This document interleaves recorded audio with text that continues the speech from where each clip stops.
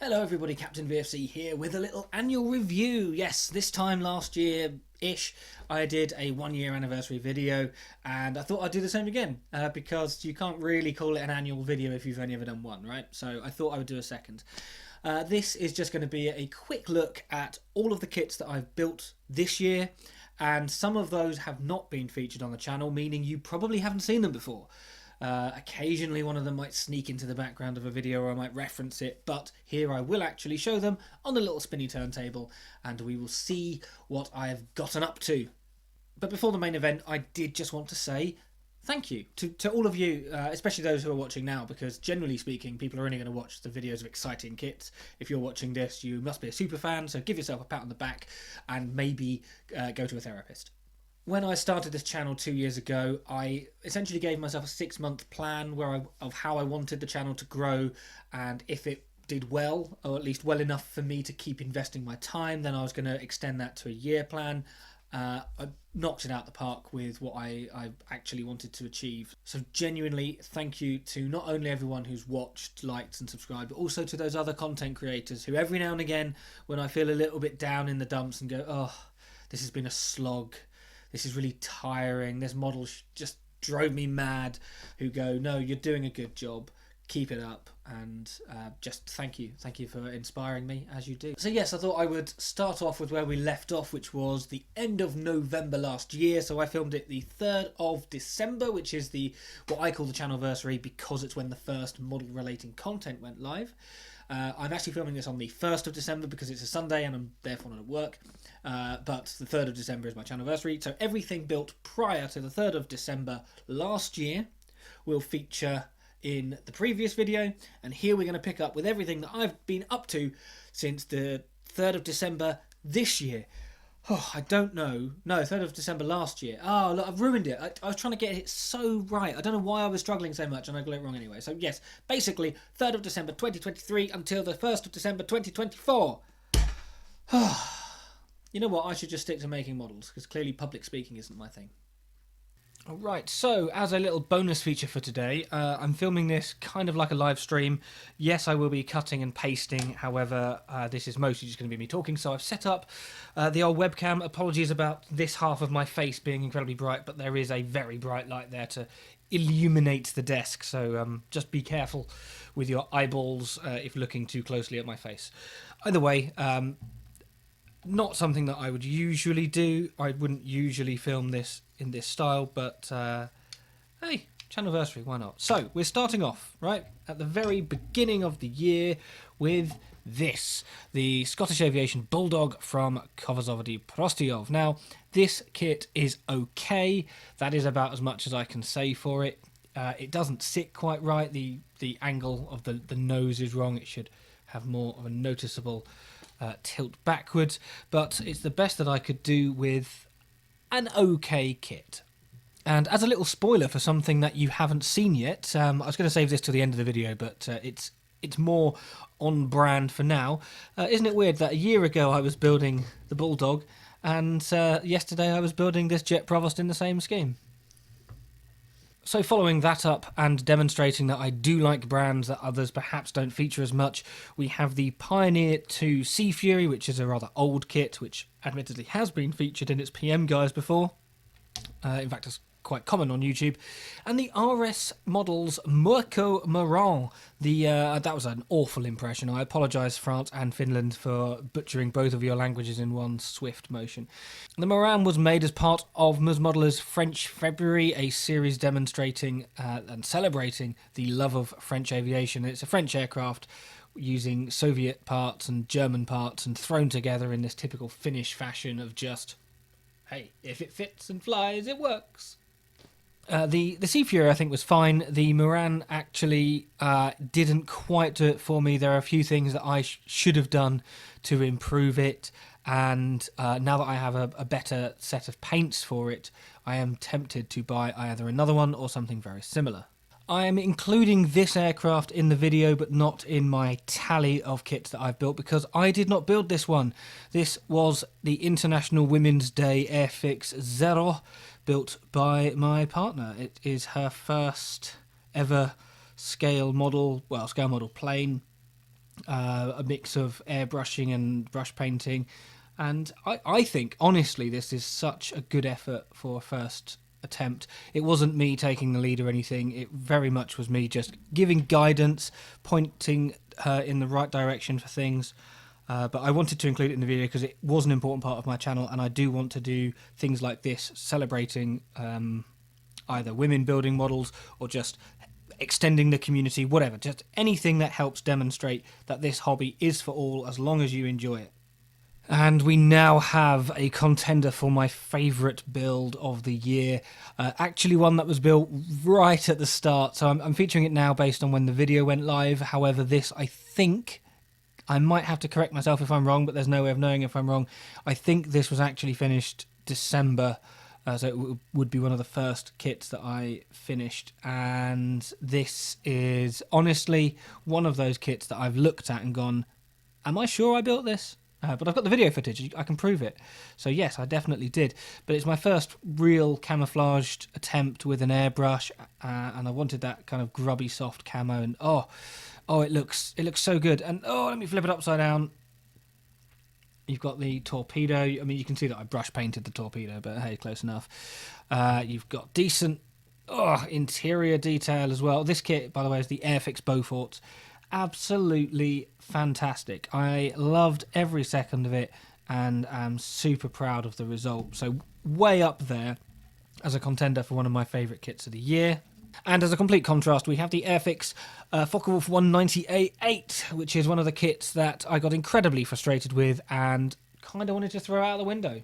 That's not really to do with the kit so much. It was partly my own issues with the airbrush. It was attempting to do some mild mottling. It was just problem after problem. Some of them were my own doing, and the kit itself was warped, which definitely did not help matters. So it's just one of those all-round pain in the backside builds, but hey, I'm glad I got through it in the end. Up next we have the Airfix Collectors Club release for 2024, which is what I like to call the sod it, let's go to lunch early, half-assed Collectors Club attempt. Yep, I'm not even going to apologise for that. Airfix, do better. The Spitfire is decidedly mediocre, and the decals were wrong because they didn't have the cutouts in the right places. It's fine, it's a bit of an older kit, but it's just fine, nothing more than that. And the Hawker Typhoon is a much, much better kit, although they still couldn't be bothered to do the decals correctly. And actually, since I built this, let me just demonstrate it. You can see here, obviously the stripes were painted after the registration, so they're painted around the M and the R of the serial. Well, on the other side, because they made the decals symmetrical, there was a big gap here behind the B. So since the video, I have actually gone over and painted that black, which blends it in, makes it look a lot better. But I only say better because, quite frankly, I don't like what Airfix did with this. I think it could have been so much better. However, at the same time as that one, to get rid of the Spitfire, I built another Typhoon. So I've got both of them here. One with decal stripes, which is about to hit the back. The collector's kit with decal stripes, and this one with painted stripes, which I just overall prefer. And you can see that the stripes actually go over the registration, which in my opinion looks better. There it's been painted around it, which would be nice if that's what Airfix did with this one. And the colour is different as well. These are very, very bright and in your face, whereas this is much more subdued. So I made both of these Typhoons at the same time, as well as that Spitfire, and put rockets on both. And yeah, the kit itself is very nice, but honestly, I can't see the Collectors Club one lasting. I think it's going to end up in the bin. So next up, and too large to fit on the turntable, is another contender for my favourite build of the year. It is, of course, Corky, the Airfix B24H Liberator. I love this thing. I'm so glad I did it. I bought it as soon as it came out. I built it as soon as I got it. And I got a discount on it as well, so it cost me about £8. Absolutely beautiful. It is still not actually glued together. Let me reassemble the camera and I'll show you what I mean. Okay, so it should be fully in shot. I've got to be very careful with how I hold this. The best way is actually around the nose area, and then you can flip it over and look at the belly, but I need to support the wings. Oh dear. So there's the underneath. I don't often show the underneath of my planes because it's just a bit difficult. You can see it's got the decals on the bombs, but when I say it's not together, well, I took this to Old Buckingham, in case you didn't see that video, and I had to take the wings off to be able to transport it safely, and so it still doesn't even have the wings attached, so it's still a transportable B-24. A big problem with doing a video like this is the risk of casualties from moving things around, and Corky's just lost a propeller blade, but it's okay, it didn't fall far. The carpet monster did not win this time. My first ever diorama was made this year in the form of an F-15 by Revell. This was triggered as part of a buddy build with a group of YouTubers for a What If F-15 scheme, and this is what I came up with. Great fun. I would definitely want to do more things like this in the future. It's slowly drooping off the wall properly because I didn't glue it down properly, but yes, very, very nice. Go check out that video if you haven't already. And having decided that 1/144th scale is far too small and fiddly to ever be enjoyable, I then built these two incredibly enjoyable Dora Wing GB racers. I love these things, and even though the Beaufort and Liberator have probably the best finish of all the kits I've built, these are my favourite kits of the year for me to build, and they're sitting on the wings of a 148th Tamiya V1 flying bomb, because of course they are. They just sit anywhere. They don't care. They're like cats. They'll obnoxiously park their backsides anywhere. You know when you learn from your mistakes and you don't keep on repeating them? No, I don't. This is a Hella Spitfire Mark 16, and I've established that Hella are best remembered rather than, actually built. It was only £2. It was a fun video, but the model just drove me mad, and I don't like it. And so next to it, I obviously put a considerably better Spitfire, this being the Edward Mark 9. I love this thing. I do think the colour's a little bit too dark, but the actual kit itself, really nice details. Getting a bit hairy. Let me get the makeup brush on it. There you go. This is how I clean things, by the way. I just dab them with a makeup brush. And it's fine as long as they're not too dirty. If they're too dirty, you really need to wash them, as in shower or something. Anyway, so these two Spitfires, don't worry, they are not the last Spitfires you're going to see on this video, because Spitfires are everywhere. Spitfires are king. Airfix Mosquito for the win. I love it. Since the video, I have actually added a radio wire, which I don't know why I didn't film that, but I added it. I think it was after the video. I think that's why I didn't film it. There was no point. I love this thing. It is beautiful. This year's theme has been blue aircraft. I like blue aircraft, apparently. Yes, 10 out of 10 would recommend. The least enjoyable build of the year was this Routemaster bus. It's an old kit. I didn't do a good job of it. I dropped it. I broke it. I got frustrated with it. No more needs to be said, other than I do quite like the interior. And here's where things get relatively exciting, because now some of these models have never featured on this channel before. These are the ones that I have built off camera for whatever reason, and we're starting with the DC-3. This is an Airfix DC-3 from the, I want to say, 2013 tool, around about then. And I bought it when it was relatively new. So this release, I think, was the first release of this tool. And I started it not that long after.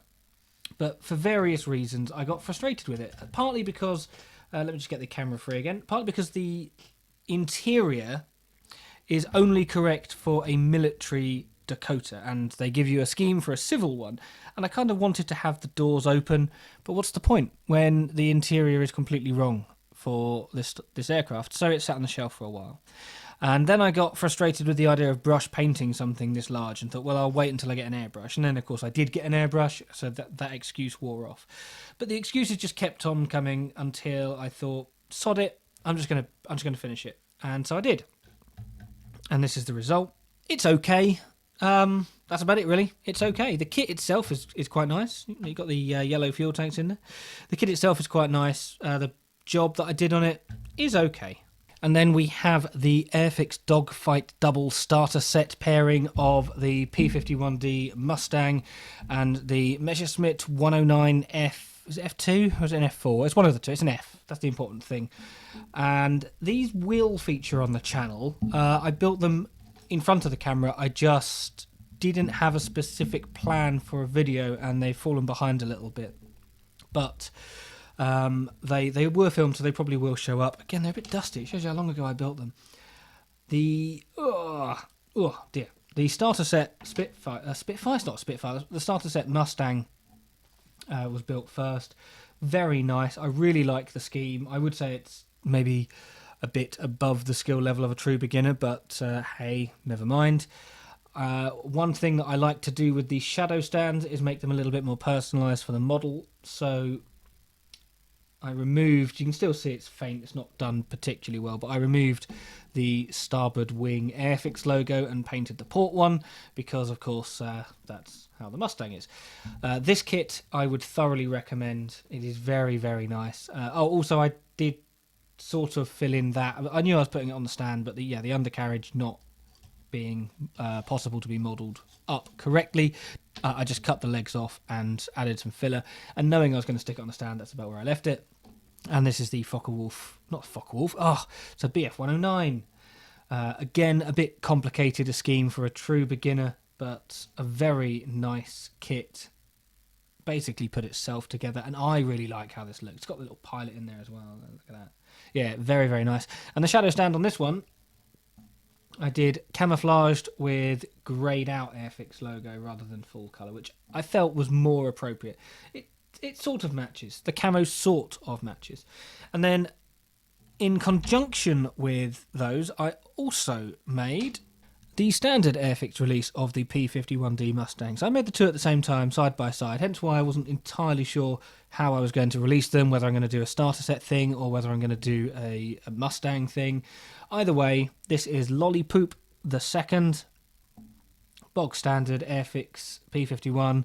You can get them everywhere. I've got at least another one to build. And if you've got any ideas for this, let me know. If you just want to see a straight build video of it, then fair enough.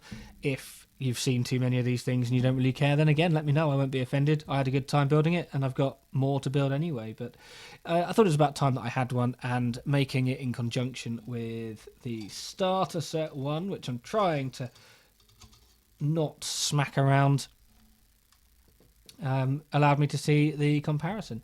I'm not going to give away my thoughts on the comparison. Not yet, but let me know if that is something you're interested in. And we are nearing the end now, getting much closer to the kits that I made only in the last couple of months or so. We have another Kovazovody Prostyov kit, this time the Messerschmitt 108, although it's actually a tooling from Fly. Really nice. I love this plane. You will see more of this plane on the channel, not this specific build, but this plane. And then we have the JS3. I've said before I don't really care for vintage kits, but this one was cheap, and it was supposed to be chucked together really quickly, and turned out to be the first time in a number of years that I've actually had to contact the Airfix spares department. But a fun video, and it was also a good excuse to feature a model railway as part of the video. Check that one out if you haven't. Another plane, another Spitfire, and another example of me adding radio antenna wires after I finished the video. This is, of course, the Jadlam Spitfire. The reason why I call it a Jadlam Spitfire, let me just turn the camera a bit, is because this was built for the Jadlam group build. Essentially, just this kit, build it however you like. This ended up, if I remember rightly, coming 21st in the rankings. So obviously it didn't win anything, and I didn't enter it to win anything, I didn't expect to win anything. But coming in 21st place out of over 300, that is incredible. So thank you everybody for voting that, even if you don't even know who I am and you just saw a nice plane and you voted for it. But it's the first time I've really dabbled with panel lining, which is why it looks a bit more pronounced than my usual builds. It is, of course, 1/48, which is unusual for me. I didn't really show it off, but it's got grey within the wheel wells as if it's been painted afterwards. As in, it was a camo one and they tweaked it. I did some propeller blade weathering. I've got some exhaust streaks on it. Yeah, really, really happy with this. It's not the first time I've dabbled in 1/48. Obviously, you had the V1 flying bomb, and I am going to address this now rather than at the end of the video as planned. Bear with. I previously stated that the first 1/48th plane that I would build would be the Airfix Tiger Moth. I did an unboxing in, I think, January.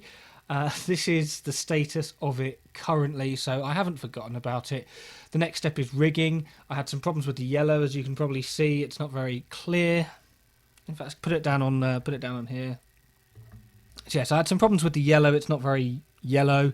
The red started being difficult as well, and the next stage is rigging it. And to be honest, I stopped enjoying it a long time ago. So it spent about 9 months, maybe 10 months, just sitting with nothing happening to it. I haven't forgotten about it. I've actually tried to set some time aside just for this plane. That one of the decals fell apart there as well. So yes, anyone who is a die-hard Captain VFC fan who's like, "Where's your Tiger Moth, you idiot?" Well, there it is. I'm getting there. And finally, my most recent video, even though it's not my most recent build, is the Italeri Jaguar, which has only just gone live. It's only just gone live. It's about 2 weeks by the time you're watching this. And yeah, seems to be going down very well. People seem to like it. I quite like this kit. It was a bit underwhelming in some respects, but I had a good time, and that's all that matters, really. I would love it. Oh, I've just noticed one of the decals is gone. Anyway, I would love it if somebody made a new Jag, but for now we will have to accept the Italeri one.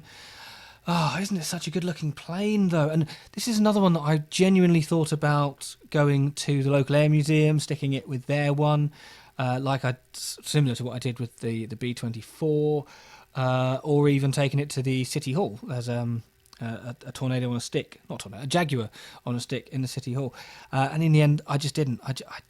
Maybe I should have done, but either way, a very enjoyable kit to look at. And then to finish up, a kit which I actually finished very soon after I did the unboxing video of. It's the Gloucester Gladiator, again by Airfix.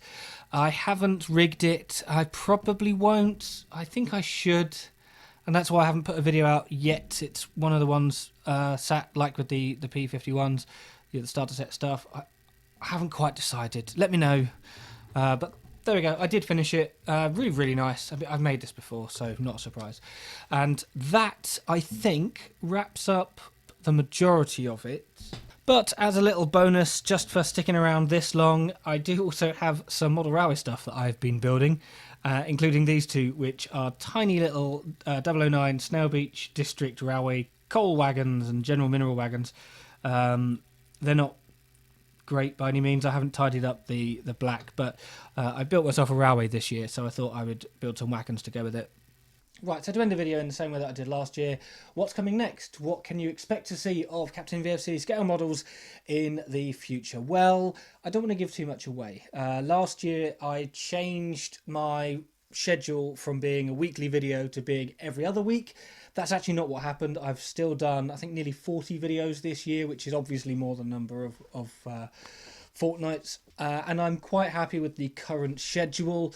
I want to take part in more group build things, so I'm going to be keeping an eye out. I have an idea for the Model Minutes group build. I have also just realised that I've blocked my light with a wardrobe door. 1 second, everyone. Alright, I have no idea if that made any difference at all, but it was distracting me, so it's all sorted.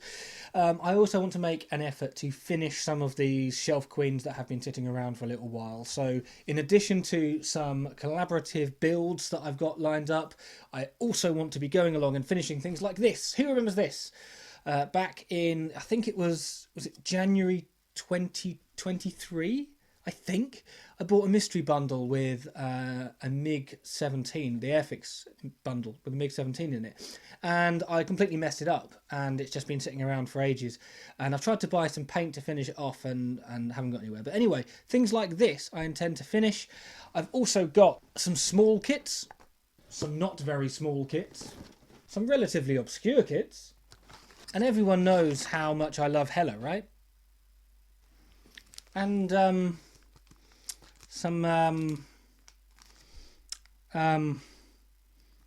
why did I buy this again? Any comments, any questions? What's your favourite build of the ones that I showed off today? What do you want to see? Are there any brands that you think I should be building? Bear in mind, I do consider myself a very amateur modeller, so don't go recommending me these scratch build masterpieces in etched metal, because quite frankly, Not going to happen. It would look like dog shit, and I'm not wasting my money on it. But yes, any thoughts you have, I'm not going to say that I will do them. You know, just because you want me to build a kit doesn't mean I'm going to, but I can easily be persuaded. That has happened before. Either way, just let me know in the comments below, what's your favourite build, what do you want to see more of, and I guess just once again a massive thank you for giving me another year of enjoyment with my silly little hobby. So I'm going to sign off. As a general heads up, there are more, if you can see that, more 1/48th kits that I've got in my stash now. So I will be doing slightly bigger projects because I want to push myself, but I also have a lot of 1/72, a lot of KP, still plenty of Airfix, so still much the same for me. So just let me know what your thoughts are, and if they're good, I might listen to them and you might get a shout out. Speaking of shout outs, channel members, thank you very much to my channel members.